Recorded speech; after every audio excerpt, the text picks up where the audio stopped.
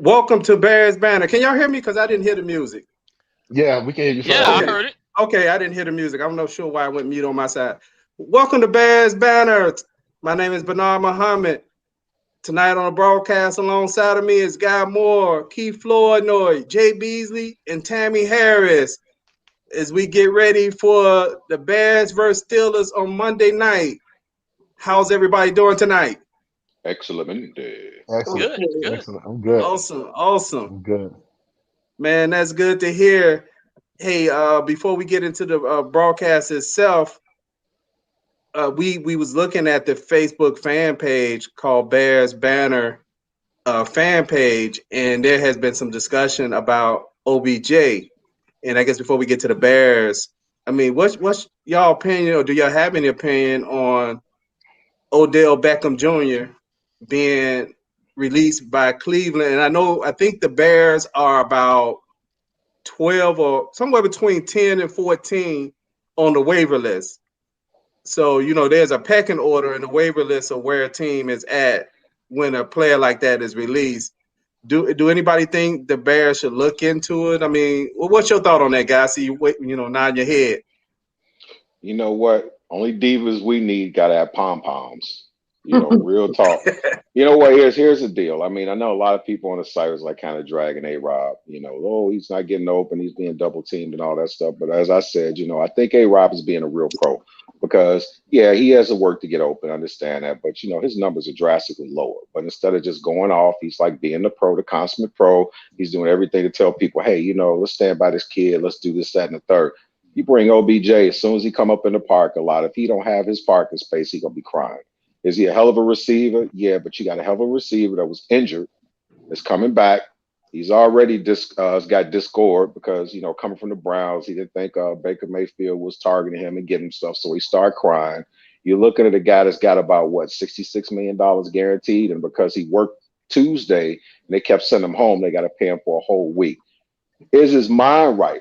I don't know that, but we don't even need that distraction because right now we need to worry about fixing some stuff on our own. If we bring him in here, now you're going to have a guy that maybe, in my opinion, because he has diva qualities, hell of a receiver, but he's going to bring another level of drama to us. And I just don't think right now at this particular point it'd be a good time to get him. Use the cap space and get somebody else or whatever. Okay. Hey, what about you, Jay? I know you a receiver and you are expert on receivers. Man, look, let me tell y'all something. Here we go. We don't need Odell Beckham Jr. PBJ. Odell Beckham Jr. has not had been successful since he left the Giants. He stays injured, and I want to let me calm down because I want to get on all these people that want to talk about A-Rob. People don't understand the type of receiver A-Rob is. People say he ain't got no separation. A-Rob has never been a speedster. True. A-Rob is a go-get-it wide receiver. But because he's playing with a rookie, the rookie doesn't trust his ability to get it to A-Rob and let A-Rob go get it. A-Rob got that catch radius where you just throw the ball around him and he's going to catch the football. He caught 102 passes from two bad quarterbacks last year. You can't tell me that this guy is not good. So I'm not an expert, but I do play one on the show. But the bottom line is this. The Bears don't need Odell Beckham Jr.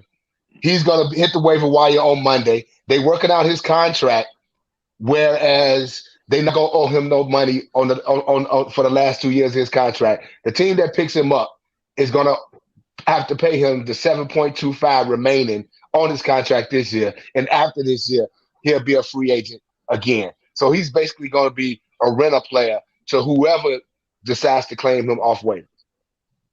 Yes. Okay. Good point. Yeah. Hey, thanks, Jay. And Guy, I just want to mention, I'd like to thank everybody who's watching us tonight on YouTube and Facebook. And also for tonight, we're going to have a football one-on-one segment. I'm excited to talk to one of my former college and high school classmates, Coach Elray Tasker. So we're going to bring him in. He's in the waiting room waiting to be brought in. And I want us to kind of pick his mind as a coach and even kind of related to the Bears as well. But Plank, what do you think about the OBJ situation? Is it something the Bears should entertain?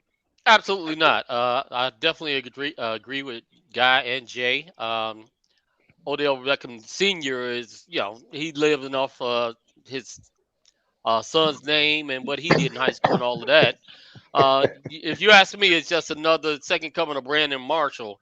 We're gonna have way more problems than we have any benefit Facts. from that. And to Jay's point, what's happening with AR is the lack of practice, the lack of any conformity and knowledge of what's going on with Justin Fields and A Rob. Eventually, if we get that coming, I think we're gonna see the old A Rob coming back. So no OBJ, no thank you. Let's go ahead and let him go somewhere else and do what he's doing. Okay, Tammy, Jacksonville. you had any opinion on OBJ? Well, I disagree with what everybody said. The Bears don't really need the attitude. We don't do well with attitude type players. Even when we struggling, our players historically aren't really, divas except for one-offs. And I completely agree with what Jay said and what Keith just said. I actually kind of responded that way about A-Rob on somebody's post.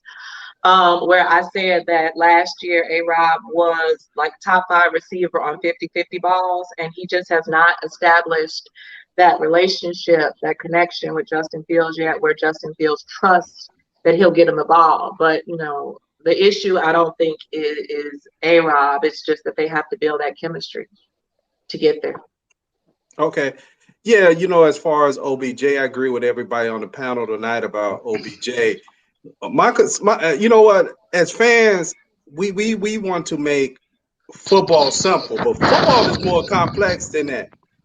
You are already in the middle of a season, and you're talking about it's 2 reasons, well, 3 reasons why OBJ is available.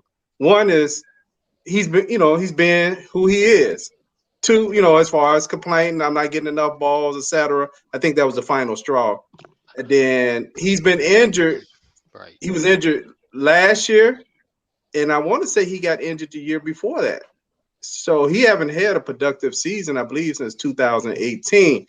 But you got a rookie quarterback that's even trying to solve the issue with just first identifying what's going on. Then he's trying to figure out how to get A-Rob involved in the offense. Then you think you could just throw another receiver who now got to learn the playbook. You got 8 games left, and you think, it's more complications than, you the Z receiver, you the X. You got to learn the playbook. You got to know where it's at. That quarterback has had no practice with you. This And ain't now fantasy football. right. And then you're going to have a guy who's saying, throw me the ball. No, it doesn't work like that. Maybe in the off season, I don't know. But right now, I don't think it's a good idea. It doesn't matter if he does good somewhere else because he's a good receiver, but he just would not fit in your current situation. But Is he a good receiver? I don't know. 2 things. I don't know. No, just historically, but right now we don't know what he is. As I mean, far he's as not top mental, 10. He's not top Yeah. 10 in the Nah, NFL but right see, now. but from a mental standpoint, coming from injury and going through that, OBJ is missing an O. Think about it. And also with Robinson, I had to go back and look at a lot of things. I mean, they're running a lot of cover stuff where they got him double teamed. And they say, he's got to work to get open, but he has work to get open at times. And what happens is, from a quarterback standpoint, if he's dropping back and Robinson is working to get open, but by the time he's getting open, you got 2 defenders back there. He running for his life or whatever. I mean, it's a little bit of both. You bring in OBJ and we got this offensive line like that, and Justin's running for his life. Instead of OBJ looking and saying, hey, man, this offensive line not doing this, so I got to do whatever. The first thing he going to say is, why ain't you throw me the ball? There you go. Right. You're right.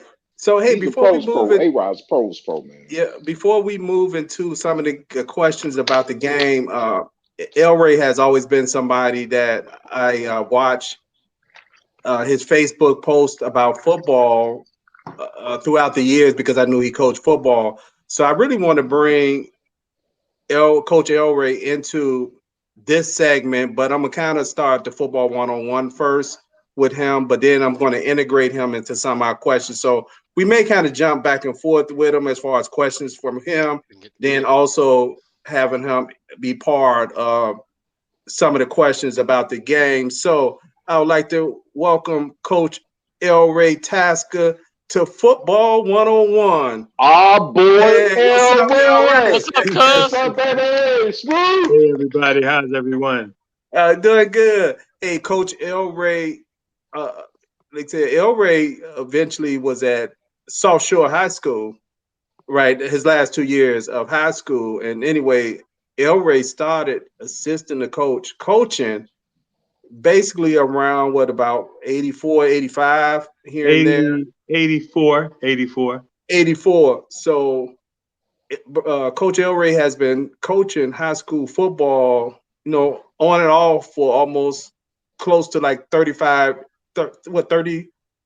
years. Yeah. And also I'd like to add a little tidbit about this brother here. The brother could sing his butt off, man. The 4 heartbeats and the myocardial infarction. That brother could sing. He's not saying that brother could sing. He sang like a boy. He sang like a boy. And if Keith was in the group, y'all had his microphone off, right? No, I was the sexiness. he was the bass. Believe it or not, he brought the bass. So anyway, Coach, Football 101 is a segment where we kind of do an educational tutorial for those who are novice in football, and sometimes we learn, all of us learn something about football. And so one of the things I want to ask you right up front to kind of get more of a background from you is, what made you get into coaching? Well, I had turned 19 before my season was over. And so to keep me engaged, my coach, the late Glenn Johnson, which is a Hall of Fame football, boys and girls track state champion, all three. He's won state championships in all 3 phases of those sports. And so anyway, he kept me engaged, and he would show me little things. He said, I want you to watch this and watch that. And so it became more of interest at first, just like, okay, this is cool. But then I started to fall in love with the details. It was the details that really got me. But then after I came home from school, after I left Western and Upper Iowa University, I came back and I was on the Frost South level coaching there. And, the kids, I'm 4 or 5 years older than them. And I realized that it was more of the lessons and the mistakes that I saw them making, not about football, but about life. Life. Absolutely. And that became my calling, so my coach used to always say, it's not about the X's and O's, it's about the Johnnies and Joes. Hey, Coach, I was going to ask you about that because I heard you say that before. Hey, what did he mean about that? It's about the Johnnies and Joes. I mean, can you give your interpretation of what did he mean by that? Absolutely. What he meant was, the X's and O's, they serve their purpose. But how many guys, honestly, are going to play professional football? Facts. Very, very, very, very few, and even a lot of guys that play high school football won't play college football on any level. So the lessons that football teaches is about the impartations about life and what football, those of us that have played football on any level, organized wise, it's about what the game teaches you about adversity, character, and everything else. So the Johnnies and Joes are the ones that's what's important. What are you building in these kids that you're getting the privilege to coach and imparting to their lives?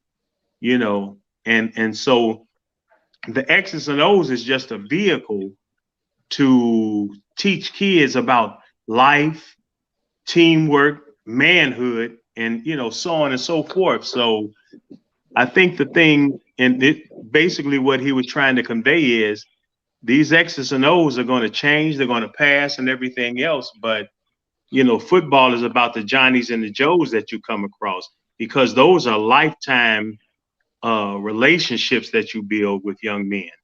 Okay. Okay. Hey, anybody got any questions for Coach Elray? Like I said, we're going to kind of go back and forth with questions to him and kind of work him into the broadcast itself as well. What you have got? Well, first of all, Coach, I want to thank you, man, because you said it's not about the X's and O's, it's about the Johnnies and Joes, man. I completely appreciate you, because a brother came from Greater Grand Crossing / because I had the 2-1 zip code, it was considered Inglewood. Mm-hmm. We all can sit up here and talk about people we knew in the neighborhood. We talking about guys that from basketball to football, gangbangers who was wearing 40s and wearing church shoes. They were some of the best athletes that you ever saw in your life. And I appreciate the fact that instead of feeding these kids, you're showing them how to eat. And I thank you for that. But my question to you is, as a brother who actually grew up in the inner city and you became a coach, what are your methods as far as taking a kid who's got that raw talent and kind of sort of honing them in, like per se, like, a guy's got raw talent, just thinks I can do all this and stuff, but to convince him that he's not only good, but there are other things about the sport that he needs to know in order to succeed? Well, in the 30 some odd years that I've been coaching, and this is what I learned, maybe I was at a Robeson camp with my team with South Shore, Robeson, Inglewood, and Harper.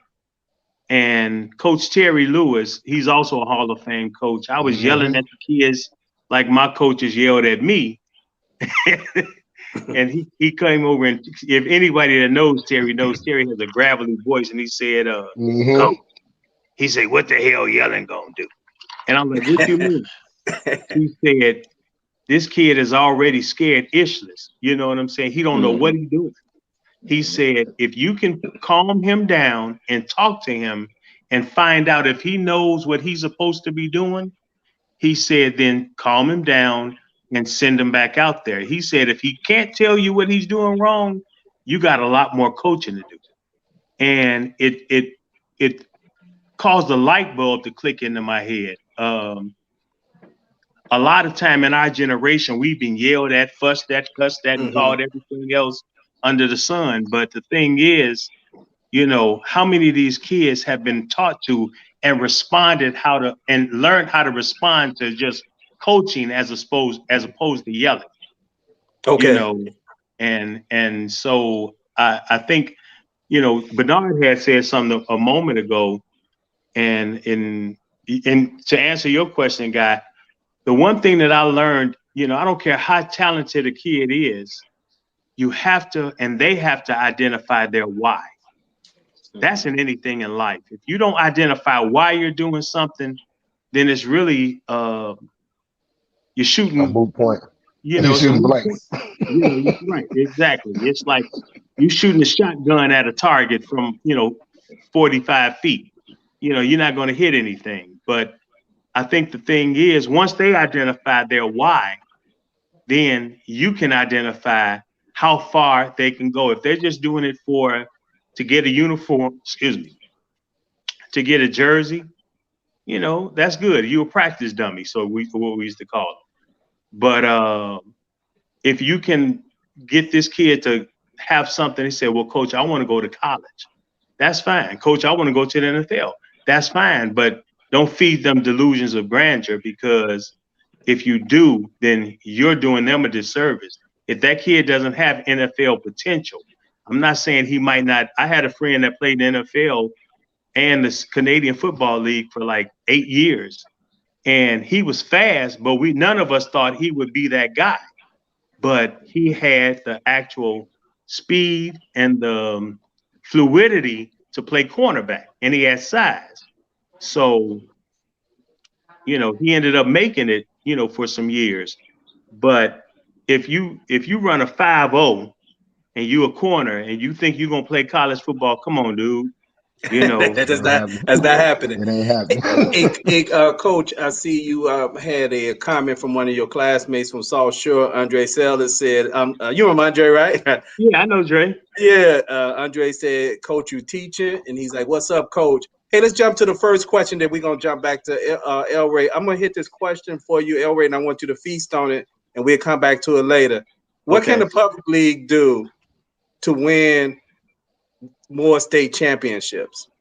Well, I'm gonna come back for your answer. Okay, so I want you to kind of, I want you to kind of chew on that for a while, and then we're gonna come back. Okay, hey, our first question today is, what did you see from the game with the 49ers that we could build on? Hey, Tammy, call you out. Is anything in that game that we could build on that you saw? Lord, didn't we talk about this enough on Sunday? What can they build on? I mean, continue to let Justin Fields be mobile. Because you know, he found a little bit of momentum in that game. So keep working that into the playbook. Let him do what he do. This isn't building on it, but they need to stick with the run game. They got away from it again, but even though it was going well, they need to keep doing that. So I'll leave it at those two things. Okay. Hey, Elray, Coach, is there anything that from Sunday that you think we could build on that you saw? Absolutely. I think what I saw was Justin Fields is making quicker throws. And I'm seeing that the continuity with some of his receivers is getting better. What I did see was they started to move away from a lot of inside running, and they started moving towards getting things on the edge. And I believe that, like Tammy just said, get him out of the pocket more. The more he's outside of the pocket, the bigger threat he is. And defensively, you see how much Khalil Mack has missed in the process. But that run game defensively has to be shored up.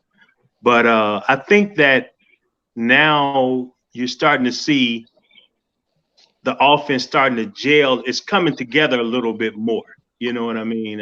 Okay. So. Okay. Hey, Jay, what is anything in that game that we could build on that you saw? First of all, I just want to tell Coach, he mentioned one thing. Football is details. And I went back and I watched the 49ers game, and Justin Fields is learning. So to build on that, Justin Fields is learning. It was one play, I want to say it was in the third quarter, where he came up to the line of scrimmage. He looked over the defense. He actually saw somebody lined up wrong. He actually went over and it was Mooney.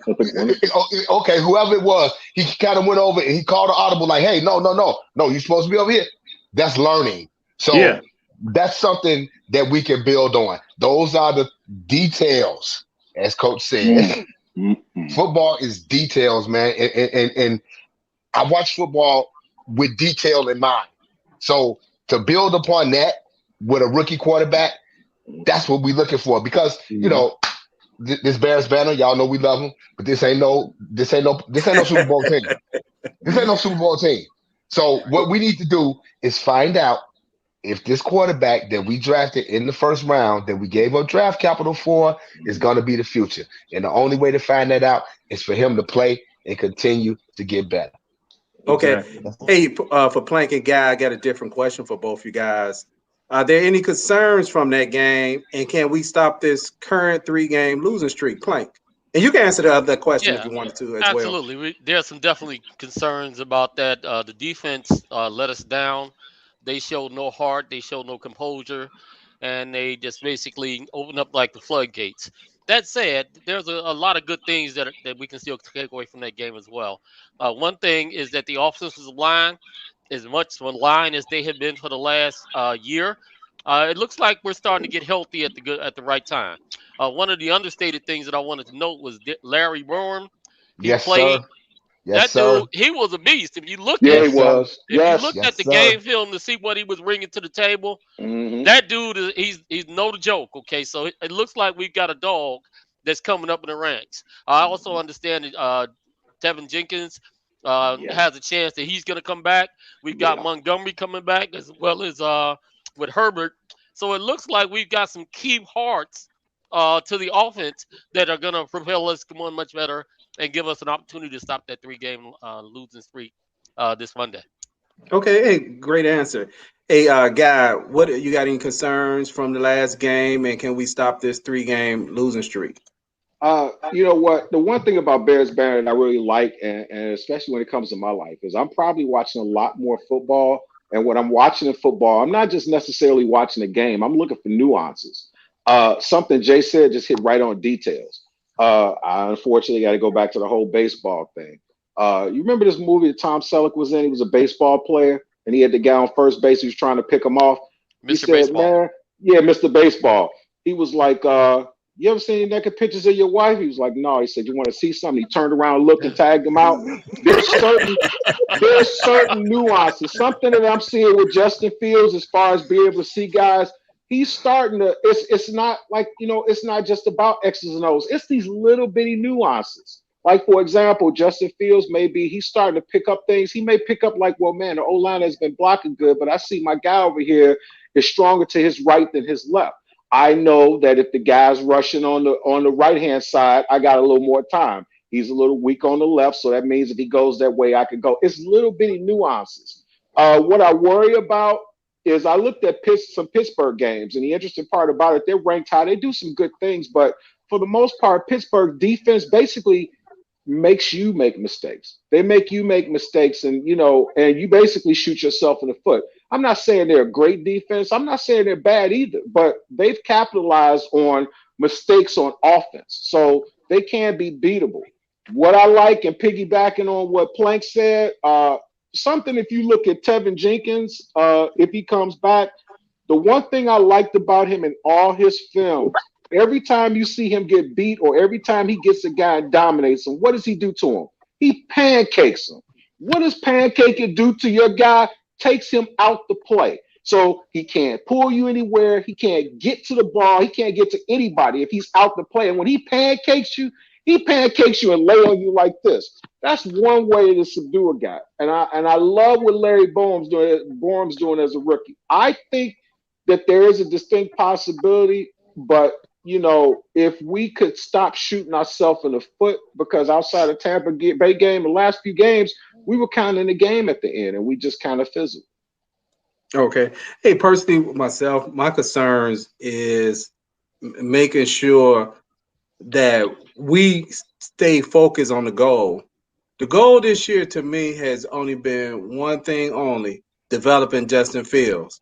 That's the goal. And I hope this 3-game losing streak does not make that goal change and coaches start worrying about their jobs. Of course, you want to protect your own self-interest, but the organization has to think about the objective is I saw some things that look like what y'all mentioned. He's developing. He's seeing the field a little bit. Look like it's slowing down. So that's the objective this year. This year they're not a playoff team in my opinion, but if they end up in there, fine, that's great. But you got to move your quarterback along. So my concern is that the 3-game losing streak hopefully it doesn't add to, if it become a 4th game, add to a desperation where things start going, where the team is being coached to try to get some more W's, and then they kind of forfeit his development trying to get some W's. So that's my concern going forward. Hey, Elray, Jay, one of y'all, did y'all want to comment on this one, or Tammy? On the concerns? Okay. So, hey, let's move to the next one. Hey, and Coach Elray, we got Coach Elray today on Football 101. Hey, Coach, let's go back to the question I asked you about what do the Chicago Public Schools need to do to win more state championships? Because a few years ago, to much of our surprise, maybe not yours because you was coaching, that the first time the Chicago Public League had won a state championship was Phillips. And this was what, around 2000, somewhere between 2010 and 14, whatever year it was. Yeah. And I was kind of, that shocked me. And then I realized, I think it was the year before, they made it to the game before the state championship and got beat. And they were the first team since the Robeson team had made it in 1981. Yeah. And I was really shocked. Like, hold on, you talking about it took almost over 30-some years for another public league team to actually get to the game before the championship, not to the championship. Right. You know? So what can the public league teams do, Coach? Well, I was coaching during that era. I played against that Robeson team that went to that state championship that year. They were actually in our conference. And but you know, one thing about Coach Curry was a detail-oriented guy. Mhm. You Yes, all he played was. them in the city championship the year before. Yes. And so with that being the case, I watched Morgan Park. Morgan Park had some great teams during the 2000s, early 2000s, mid 2000s. But the thing is, I found out that public school coaches don't know what they don't know. They don't go to find out what they don't know. They're complacent in the knowledge that they get. They don't keep, we go to clinics, but a lot of times those guys go and they're kicking it. You know what I'm saying? They're not trying to find out everything that they can. Now, not Robeson, Phillips coach, Torrey, he was on the same staff I was on. He was there but the year before me at Dunbar. I had been at Dunbar like 3 different times, but Torrey came and learned under Coach Johnson as much as he could about being a coach. And he took what he got from Coach Johnson, ate the meat and spit out the bones. But his pursuit to learn football and to learn coaching and to understand what he didn't know was, to me, the turning point in Phillips' success. So a lot of the coaches, and I'll go back to Morgan Park, for example. Morgan Park had one of the best, biggest, and fastest teams I had ever seen in my life. They played, I want to say, Downers Grove North. One of those schools. It was Downers Grove North. What Downers Grove did was Morgan Park would throw. The corners were playing 12 yards off the ball because they were so big and fast. The safeties were literally playing 17 yards off the ball. Now, what Morgan Park did was, instead of them throwing short passes, 8 yards, you understand, and letting them come up and then get the first down off of the 8-yard pass like the Bears did, what the Bears did Indianapolis that year, they were just playing too far off the ball. They didn't make the proper adjustments. And that's what life in football is all about, adjustments. If you stop me here, let me find another way to beat you. And just like Nagy and Pace, they don't know what they don't know. And it's hard to trust somebody who's only learned football from one system, from one coach, from one program. You know what I mean? You got to, find out. You're like, oh, okay, I learned this, but it's a better way to do this. And that's the problem with the public league. Plus, we don't have the facilities, and the teams that get the best kids, they're usually higher up in the state playoffs, like Phillips. But Phillips took all the kids from Dunbar's Mighty Men, our feeder program. When Coach Johnson, he got older and they started pulling the kids out of there. So that's what I think. You have to have a feeder system, and it has to be successful. And you teach those kids the fundamentals of what you're learning in your varsity levels. And you have to be so focused on details, that's the word for today, boys and girls. Detail. Hey, that's a great answer. So basically, they need the public coaches need to go to more training and actually participate in the training. That's one of the things I got from you. Hey, Plank, what you got? Yeah, I definitely got something to add on this subject. Initially I used to think that part of the reason that the public league wasn't competitive in football was they didn't have as good athletes. But that clearly was never true. A lot of the athletes, same athletes that took basketball state championships would be good in football. At the core of this was coaching. And what I mean about coaching, a lot of times we didn't have as many coaches as they did on some of these suburban staffs. So these guys would have offensive coordinators, defensive coordinators, defensive back coaches, offensive line coaches. Whereas when I played in the public league, we had maybe one or two coaches. One guy played coach offense, the other one coach defense. So when we started getting more of an investment with more coaches, more specified coaches, that just gives you that much more ability to input the details to the different athletes. So it absolutely makes a difference. The other thing I wanted to mention, one of the things that Coach Elray Tasker was just mentioning, we also got this from Coach Kevin, Coach Murray. Physique, was that your children or your players will always react and respond based on your lead. So if Ding you ding. stay calm, they're going to stay calm. The person that runs out of information first in the debate is the person that goes to anger. So if your players are seeing your coach sitting there being calm and explaining and advocating for you and giving you all the constructive information, that resonates way more than some crazy person like myself hollering and screaming at you. There's Yes. only so much that's going to take you. So let me go ahead and pass that off to somebody else. Okay, hey, Hey, can I Jay, get you real had quick something? before Jay goes in? Can I just say Uh-huh. one thing before Jay goes in? If you guys ever seen that movie, The Usual Suspects, Kaiser Soshi said something that was just the most prolific thing I've ever heard in my life. He said, you know what? The greatest trick the devil ever did was to convince people he didn't exist. You know what? I think that there are times, I think coaching is 99.99% of it. You know what that other 1% is? Coach goes in the locker room to these players, no matter how great the teams are. It's like, well, you know what? We've got this stigma on us. They say that we can't compete, we can't win, and all that stuff. The coach that breaks over doesn't even say anything, and some kid will say, "Well, what about we haven't won, man? Just like, aren't you superstitious, such and such?" Be like, I don't even like cats. You know what I'm saying? So what happens now is you take the onus off of it. It's almost like what that Cubs team did. They kept talking about the black cat and all that stuff. The reason why the Cubs won is they had just as much talent as anybody else, but they didn't buy into that whole black cat thing.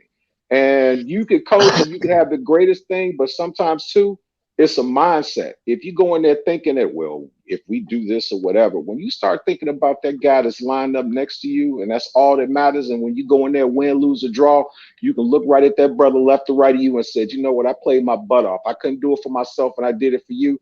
It changes the mindset. But just like Coach said, Coach, 99.9999% of it is coaching. The guys don't go out there and do what they're supposed to do. But I completely agree with you, Coach. Okay. Hey, thank everybody for watching us tonight on Facebook and YouTube. Tonight, sitting in on a broadcast for Football 101 is Coach Tasker. Hey, Jay, Tammy, did y'all have anything in reference to that before we move on to the next question?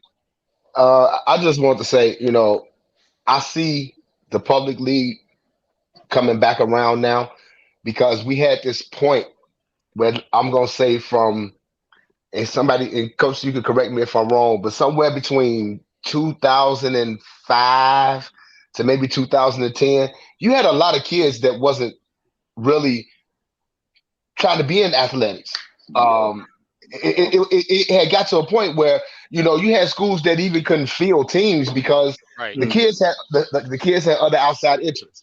But I think now lately, just say right around 2015 up until now, you see these kids actually coming back to sports in high school, and it helps that you have coaches like you, Tasker, Coach Tasker, and a lot of these schools now that's employing more than just one coach. You got people coming in from the outside where you have an offensive coordinator and a defensive coordinator and a special teams coach, and you may have an extra coach in there that's probably going to coach the defensive line or the secondary or something like that. You're starting to see it now, and it's starting to show in the public league, as far as them being able to sustain these runs to the state in the state playoffs, not even just the championship, but just even sustaining being going to the state playoffs. So it's a good thing to see the schools coming back. I came from the era where we had Coach Kirby and we had Coach Lonnie at King and J Dub and Julian. So I know exactly. I grew up in that era. That's the era I played in. So I know exactly what y'all talking about. Where we had these good teams, but because of the deficiencies of the facilities and all these things, we weren't able to go deep into these state playoffs. Okay. Hey, thanks for that answer, Jay. For those who just tuning in, our first-time viewers, this is Bears Banter, the prediction show, and we actually have a segment on the prediction show called Football One-on-One, where we bring in football coaches, ex-football players. A few weeks ago, we had Lemonhead Stinson, that was a former Chicago Bear player. But, hey, Tammy, I have a question for you and the rest of the staff, but I'll start off with you, Tammy. What are the keys for a victory for the Bears in this upcoming game? Okay, so defense has to show up. I think that they will, because our defense does not historically suck, let us down to the degree that they did 2 weeks in a row. Like, they normally will bounce back. So I don't think we'll see the same defense that was on the field in the last game at all. Even though I get on them about they need to have pride and they need to have fire, when they are thoroughly embarrassed, they do come back out. They do come back and show up a bit. So I think our defense will rebound. We have to go in with a game plan and we have to actually follow it. They need to let Justin Fields stay mobile and be the quarterback that he is. Don't try to constrain him. And utilize our running backs. Our running game is the strongest thing that we have. So I think and balance it out with the pass so that you can mix up the plays. But our run game is the strongest of our strongest weapons. So do that. I think that the offense is starting to gel, a bit. We're not there. We got a long way to go. But I think they're finding how to work with one another. Justin Fields does need to connect with A-Rob more. He's going to have to trust him. And the only way he's going to trust him is to throw it to him and see that he got it. Until he does that, he's going to stay skittish. So, and we need special teams to do something. We need a big play, a fire play on special teams. Okay. Yeah, I think as far as a Bears victory, the Bears definitely need to chip. What's his name? T.J. Watts. They definitely need to chip T.J. Watts. Do not play a one-on-one with T.J. Watts and have Justin Fields being flushed out the pocket or sacked a lot. T.J. Watts have 8.5 sacks. Also, they got a nice little rookie running back, Najee Harris, who has about 479 yards through 7 games. On 128 carries, 3 TDs. So Steelers like to run the ball because Big Ben looked like he may be done. So the keys to Bears victory is to chip T.J. Watts, shut down their running game, force Ben Roethlisberger to beat you. He has a real quick release this year. He getting rid of the ball real quick. He's fast. So you're gonna have your linemen. Yeah, your linemen need to be jumping up. Just jumping up because he releasing that quick. You're probably not gonna get to him too often. And the Bears need to establish a run game and keep moving Justin Fields in the pocket. Hey, Plank, what do you have as far as what are the keys to a victory? Same points that you just made. The Bears need to continue to run the ball. Defense has to show up. I don't think it's a coincidence that the offense's best game was a game that Coach Nagy wasn't even at the game. That said, if he wants to continue to win, he needs to remove himself from those play calling and capabilities and his imprint on the offense. I think that's a go a long way towards us coming out with a victory. Okay. Hey, what about you, Guy? What's keys to a victory? You know what's more demoralizing to a defense than anything else? I mean, you give up one long play, it's one thing, guys can be mad. But what's more frustrating and demoralizing to a defense if you can consistently move a ball? You ain't got to go for no 50-yard bombs. Throw some curls in, throw some slants. The longest pass that you should be throwing right now is a fade route. Run the ball. All that other stuff is going to be there for you if you're able to, successfully run the ball.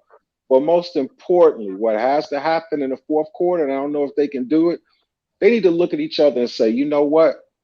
Win, lose, or draw. If we lose this game, we go in that locker room and I can look at the guy next to me and say, I gave it everything I got. That's when a loss is a win because you can accept that. What you can't accept is stupid penalties, mental lapses, or I kept harping on this all week.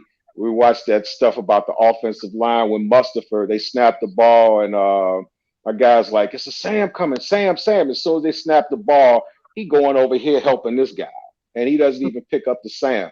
That's demoralizing, but what kind of amps a team up, man? Like I'll use an example. December 29th, 1991, Bears lost 13-10 against the Cowboys. Everybody walked away from that game and they was able to shake their head and go, yeah. You know why? Because Tom Waddle was getting blasted. But guess what? They was carrying him off the field. He did it like 3 times and he came back. And if I'm looking at that, I'm like, this dude is doggone near dead and he keep coming back and he giving us everything. I failed him if I don't give him everything I got. So in the fourth quarter, when the fourth quarter comes, start playing for your brother. Just start being consistent. Stop these stupid doggone penalties. Stop having these mental lapses and play for your brother. Okay. Hey, hit the subscribe button if you're watching us on YouTube. Hit the subscribe button. Hit the subscribe button. Yeah, guy, I think that's the game that Tom Waddle actually outran Deion Sanders. Yeah. I know people would never believe that, but he outran Deion Sanders for a touchdown. Okay. Fear has a way of bringing out some stuff in you. Yeah. Hey, Jay, what are the keys to victory? Pressure on Ben Roethlisberger. This dude is a statue in the pocket, man. He can't move. If we can get some pressure on the quarterback this game, that'll be very key. As good as Pittsburgh's defense is, it hasn't been that Blitzburgh defense that has been in the past. They kind of soft up the middle.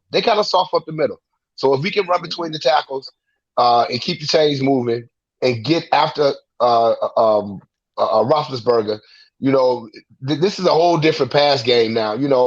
Najee Harris is pretty much leading the offense for them. They don't have much of a passing game. So if we can keep them in long yardage and make Ben throw the ball and get after the passer, I think that'll be a success. That'll be a successful game plan. Okay. Hey, Coach Elray, not necessarily this same question, but along this line. When you're getting ready to play a team, but what do you particularly look at to determine, like, how did you scout a team? I mean, like, what are the important things that you scout from a team? I guess that's the question. Well, it's the one thing I learned about scouting is you don't try to see everything that they do. You just find out what they do well. Absolutely. Every team has 5 things that they do extremely well on offense or defense. They have usually 5 plays that they run that are their bread and butter plays offensively. So, and then you can look at them defensively and say it's 5 things that they don't do well. And it's 5 areas. Every body has pressure points. You understand? That will make them break. Or, like say, the one thing that I teach my linemen was, my kids, period, but my linemen is in particular, if I grab a hold of your wrist, your elbow, or your shoulder, you are defenseless against me. If I get you there, you have no defense against me. So those are pressure points. So what I need to do is find out where your elbow, wrist, and shoulders, and then your knees and your ankles are, or your hip. If I hit you in your ankle, you're going to fall. If I hit you in your knee, you're going to fall. If I hit you in your hip, you're going to fall. You know what I mean? So the thing is, find out where their breaking points is, where you can control, the football offensively. Now, a guy and Jay both said something about man, we get way too many penalties, and especially what's 97's name, Mario Edwards Jr. Mario Edwards. That guy, he cost us 2 games with stupid penalties on drives that were done, and then he gets 2, a personal foul or unnecessary roughness penalties that kept drives going that turned into touchdowns. So I say, first of all, that's a head coach issue. Okay, coach. Can I please stop you right there? Yeah. Can I please stop you right there? Because just that point that you just made, I want to disagree with you, and I just want to ask you this question. Mm-hmm. Personal fouls, unnecessary roughness, whether it's after the play or during a play, is that a coaching issue or is that a player issue? Because to me, because to me as a player on the field, I know if I swing at an opposing player, I'm gonna get kicked out of the game. I know that as a player. So how can I blame the coach for me doing something that I already know? Can you explain that to me? You know what? You know what I'm thinking about right quick, Jay? I'm sorry, 1 minute, Coach Elray. Go ahead. I think about when I was coaching for about 6 to 8 years. And you know what? The player who would actually hit somebody in the game was the same player doing that in practice. At least when I coached. So, so I had these certain players that, I kind of looked at and like, man, I hope he don't do something stupid, right? But it was things that it was not surprising that player did it. In my opinion, it was not surprising because a lot of those same players are the people who do stuff in practice that you already know what's going to happen. Like last year, I remember they was telling some of the players, what this New Orleans player is going to do. So, blah, blah, blah. But Coach, if you can answer that real briefly, then we're going to try to get right back on schedule with the injury report. The head coach is who the ship sinks or sails with, period. So if I develop a culture that allows things to go in practice or because guess what? If you, just like we talk about civil rights and boycotting, if I hit you in your pockets enough, or if I take money out your pockets, guess what? You're going to give me what I want. So get Mario Edwards or anybody else on that team, it's got to be a healthy fear that, man, if I do so-and-so in the game, I might be out of here tomorrow. You understand? And I'm saying that from a culture standpoint, because if you are in a third and short situation and you stop them and you let your emotions get to you to where you swing or do something stupid, then I can't trust you. And if I can't trust you, I cannot play you. You understand? I have a saying that I used to use with my players. I said, I'd rather lose with winners than win with losers. Win with losers. Amen. And you know what? That's funny. I wish I could remember the exact quote that Thomason said about the releasing a player. It's kind of unrelated to this, but he said something today. I think he said, I want to play with players who want to be here versus players who think they're being held hostage. Something like, it was something along that line, but it was talking about players who don't want to be here. But you know what? That could be an argument too. Do players who violate? Hey, Plank, you got the injury report? Players who? I don't see it in the for me to bring it in. Hey, can I just say something real quick before we go to that? And I think Plank he would understand this as well, being martial arts, because we've had martial arts. People talk about the most important thing about martial arts and stuff is, I'm able to strike. That's not it. One is discipline. Number two is balance. Like there's something that I was taught. It was called the praying mantis. The praying mantis uses these 3 fingers. Like say if you throw a punch, for all intents and purposes, when a punch comes, you're supposed to block and parry the punch. But with the praying mantis, you block, but you use these 2 hands and you jerk somebody. I don't care how great you are. I don't care how strong you are. You have a propensity, when I throw you off balance, you're not thinking about trying to punch me. The first thing that your brain does is try to get you back on balance. When I got you off balance, everything I can do, that's when I strike. I keep you off balance. So when Coach Elray was talking about the wrists, elbows, and shoulders, you ever find something that's interesting? And I kind of did a couple studies. A lot of offensive linemen are the guys who are really successful at containing guys on the line, are guys who actually learn martial arts. And it's not about kicking and punching. It's about having your balance. Like, for example, Keith will tell you too, because he was an instructor. When I was a kid, the first thing they put me in is a horse stance. And the instructor will come up to you, hit you like this. If you move, you had to do 50 push-ups. Guess what? You got tired of doing push-ups. You kept doing it. After a while, that instructor hits you right here and you don't move. It's in your mind. So as an opponent, if I'm on the offense, I'm an offensive lineman, guy can rush me all day. But if I jerk him or if I do something to him, takes him off balance, now you are on top and you get to dictate what happens to that player. That's it. Okay. Okay, good points. Hey, let's move to the injury report. I know we're going to have to speed up a little bit here. What happened to the injury report? I don't know where it went to. It's there. Yeah. Nagy got it glued to the Chipotle menu. I'm going through all these menus trying to find it. I don't know. Maybe it came off the broadcast. Let me go back. Let me get that. There we go. Chicken bowl with the brown rice and there some we go. guacamole. Right there.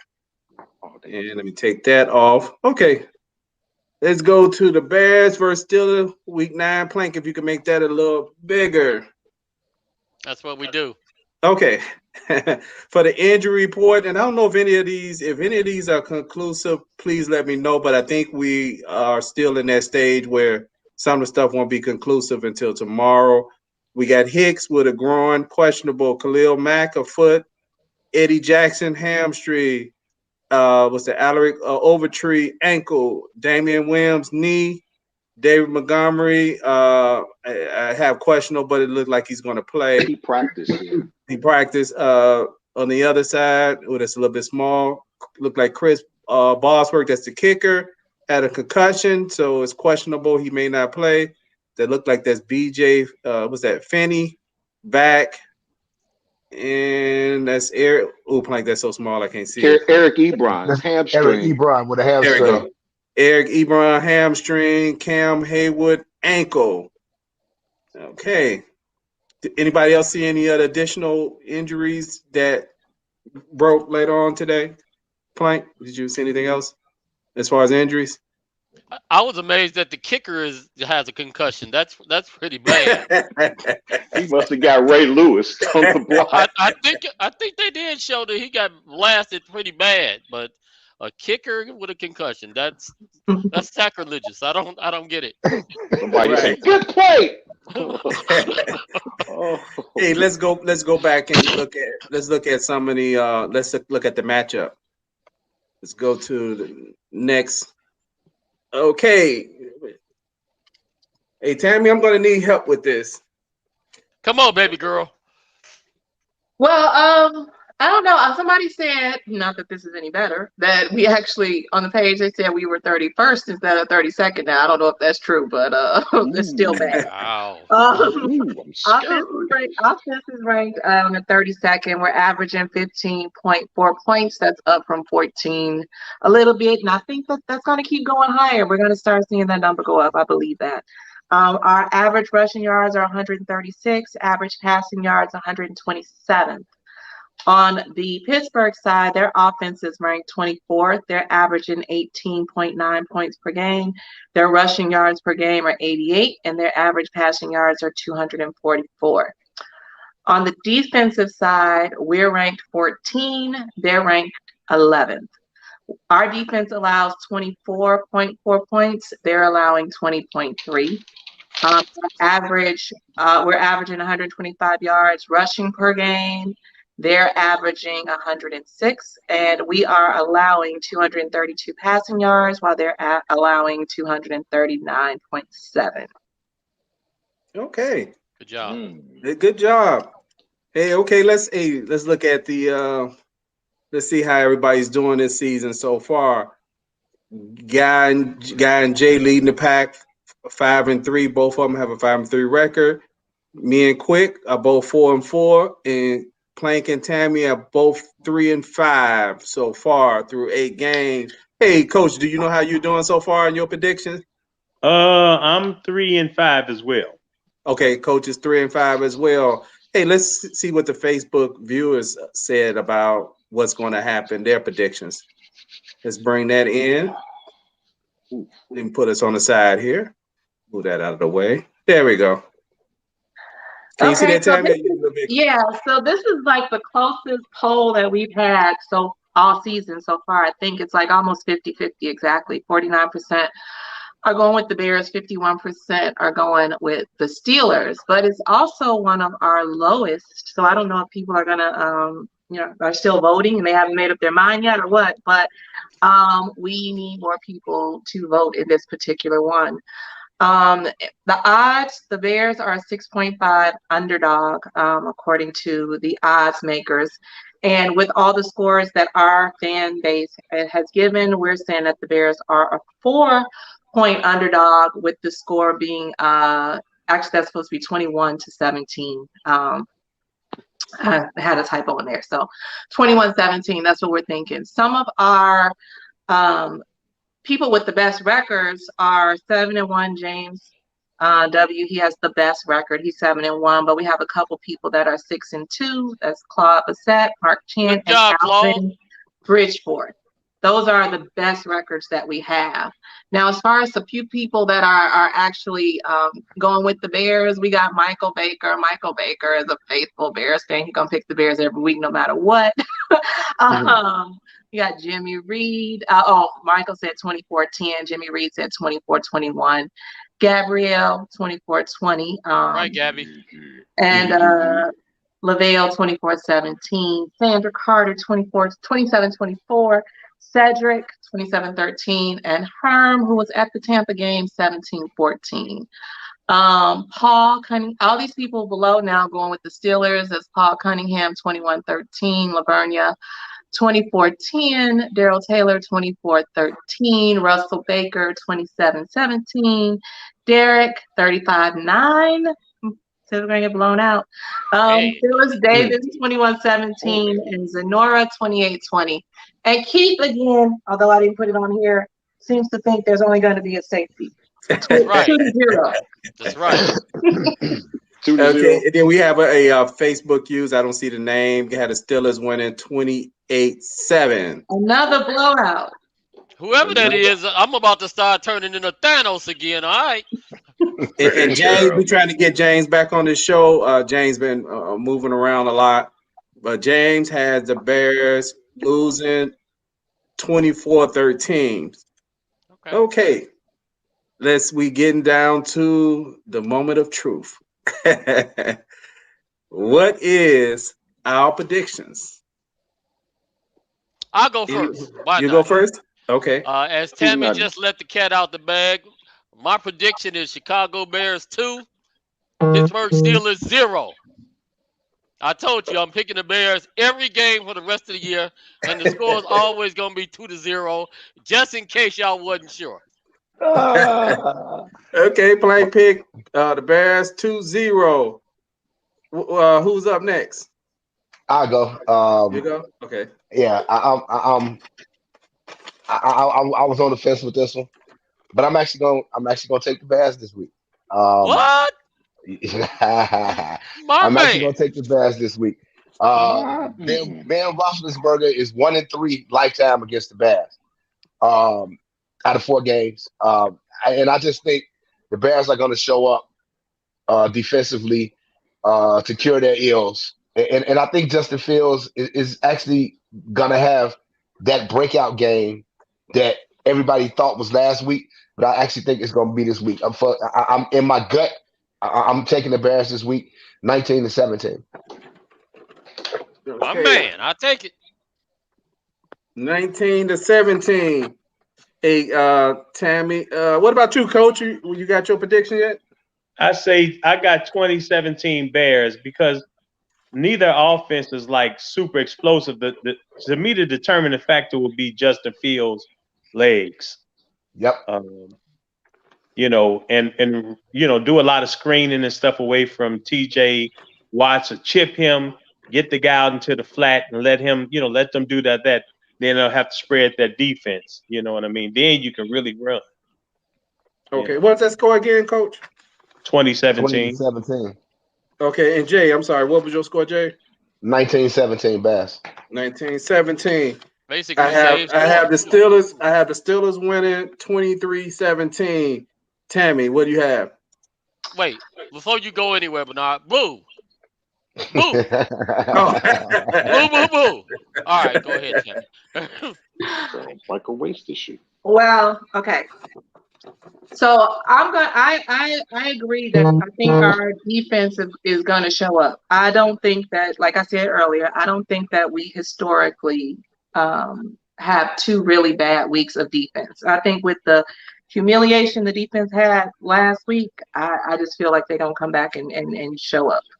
I think Justin Fields is going to have a good game. I think that we are going to find the right balance on the running game. I think the Bears are going to win, and I say it's going to be 24-16, and I say we are going to get either a defensive or a special teams touchdown and 2 more touchdowns. Okay. Hey, Gab, what do you have?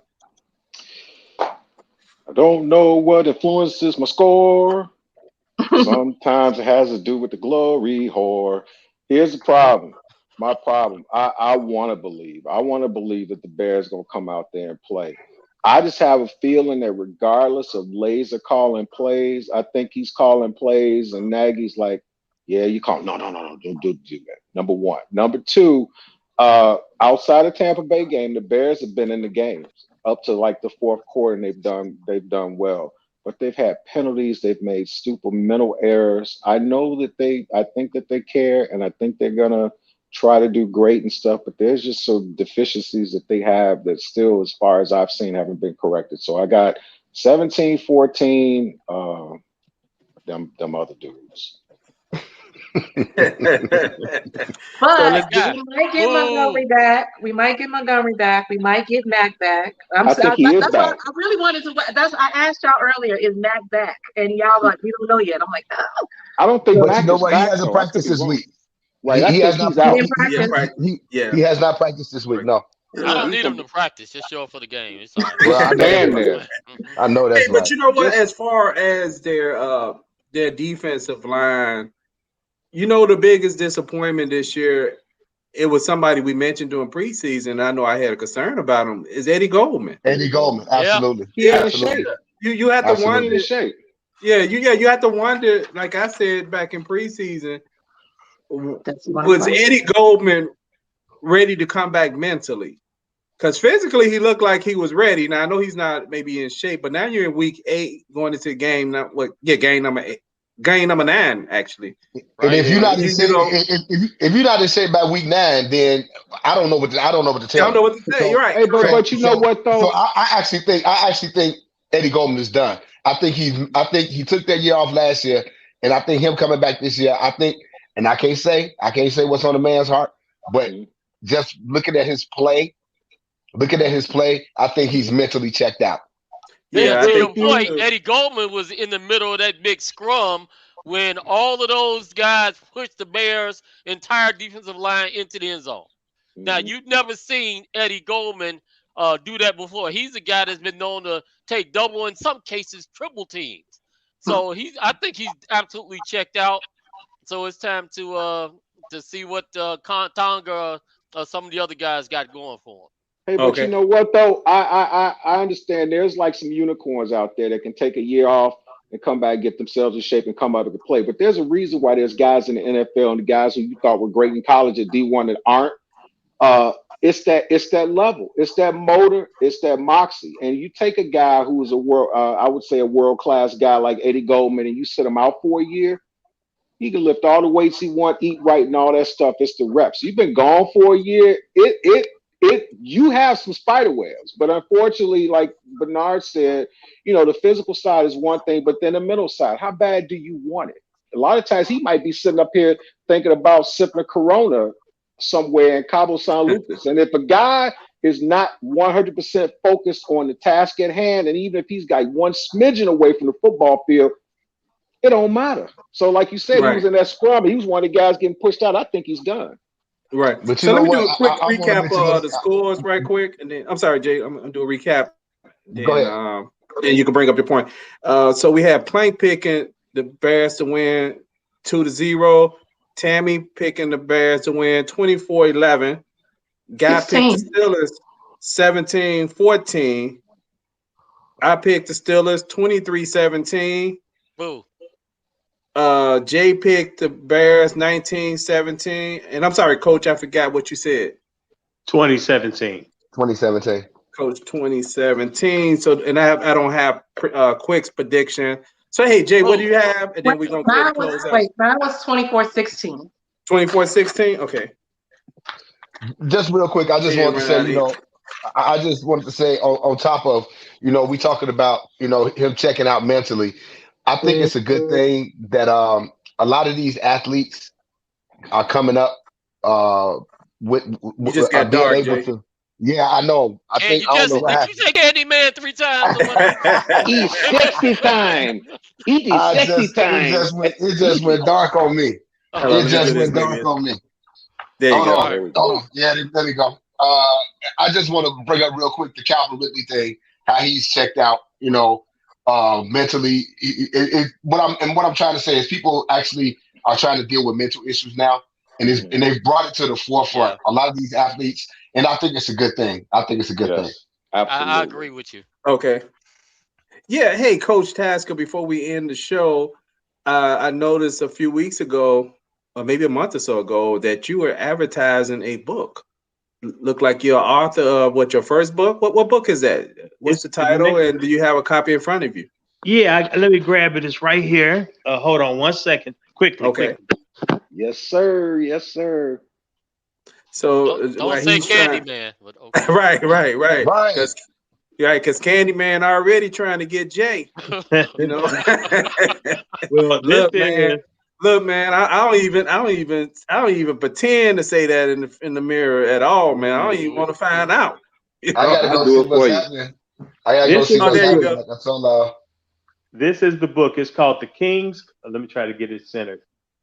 It's called The King's Cupboard: How to Access and Address the King That's Within You. And it's a book about teaching young men, or men, not just young men, but men, period, how to alleviate and, dismiss the peasant mindsets that have been taught to us about how to be men and how to be fathers and leaders and everything else in our communities. And it gives a step-by-step process to that end. And then there's a workbook that adjoins with it. It's called The King's Cupboard: Training for Reigning. And here it is. It's 255 pages, but it's got its own. You can work it out. You can put your answers in the book. And it's I say this: The King's Cupboard, the book, is for information.